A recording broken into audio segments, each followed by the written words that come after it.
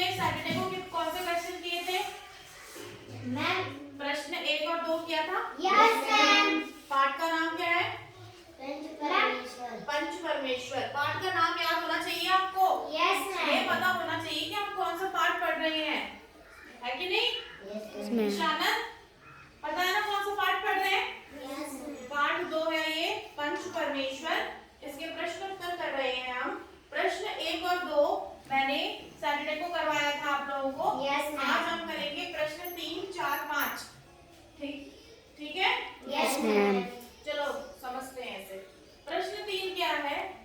जुम्मन ने खाला को रोटी कपड़ा देना क्यों कबूल किया था? जुम्मन शेख ने खाला को रोटी कपड़ा देना क्यों कबूल किया था? कोई बता सकता है इसका उत्तर?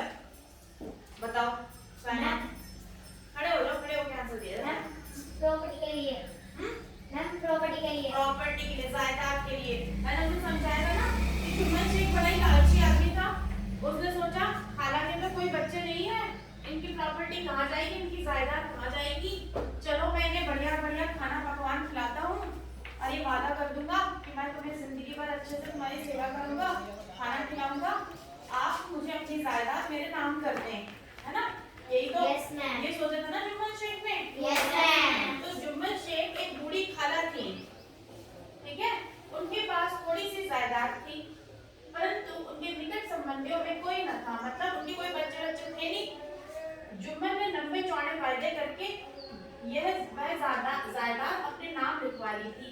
मतलब जुम्मन ने लंबे चौड़े वायदे किए खाला से, खाला तुम्हारा तो कोई है नहीं, नहीं तुम्हारा बच्चा हूँ, ये बहू भी तुम्हारी है, हम तुम्हारी सेवा करेंगे, तुम्हें अच्छे से खाने तुम्हारी खातिरदारी करेंगे, तुम ऐसा करो ये जायदाद जिसे संभालने वाला कोई नहीं, हम संभालेंगे, हमारा नाम कर दो, ठीक है ना?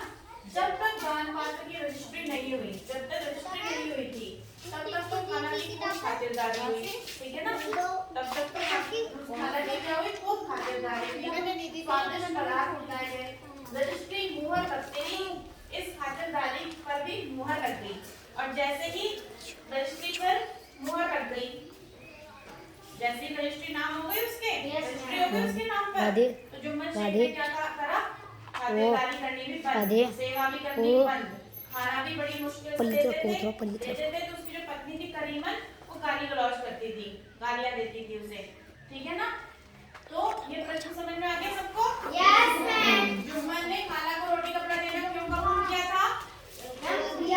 मैम जायदाद के लिए। हाँ, चलो प्रश्न 4 करते हैं। फैसला सुनते ही जुम्मन सन्नाटे में क्यों आ गए थे? फैसला फिर क्या हुआ? खाला बड़ी गुस्सा हुई, खाला की जो खातिरदारी नहीं हुई, खाला को जब भोजन नहीं मिला तो खाला ने परेशान हो गई। खाला ने कहा जुम्मन शेख से कि जुम्मन ऐसा है तो मुझे पैसे दे दो, मैं अपना खुद ही कर लूंगी, रोटी पानी में खुद बना लूंगी अपनी, तो मुझे पैसे दे दिया करो बस मेरे हिस्से के। तो जुम्मन ने मंजूर नहीं किया। जुम्मन ने कहा कि भैया पैसे वैसे मैं नहीं दे पाऊंगा, मेरे यहाँ कोई पेड़ नहीं लगा जो पैसे उससे गिर रहे हो। तो फिर क्या हुआ? एक पंचायत बिठाई गई इस पर। गांव में जब कोई फैसला करना हो तो पंचायत बिठाई जाती है ना? Yes ma'am.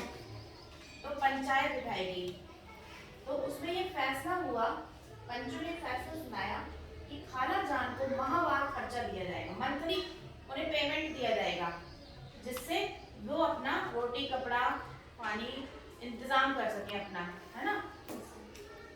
अगर खर्च देना मंजूर नहीं है, और पंचों ने ये भी कह दिया अगर तुम्हें जुम्मन तुम खर्चा नहीं दोगे, तुम्हें ये मंजूर नहीं है खर्चा देना, तो रजिस्ट्री रद्द समझी जाए।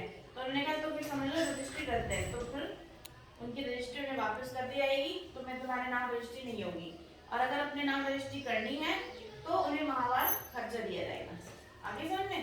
तो यह सुनकर जुम्मन सन्नाटे में आ गया, ठीक है ना? ये फैसला सुनकर कि पहले तो मना कर रहा था ना, मैं नहीं दूंगा पैसे पेड़ पे तोड़ने लगते हैं, उसने ये कह दिया था। लेकिन जब पंचों ने फैसला सुना दिया कि अगर तुमने माहवार खर्चा नहीं दिया तो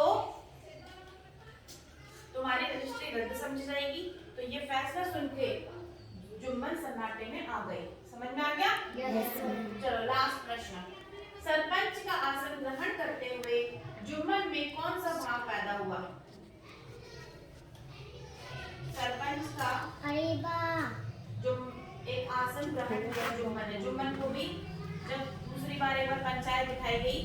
तो जुम्मन को भी सरपंच बनाया गया। क्या बनाया गया? सरपंच।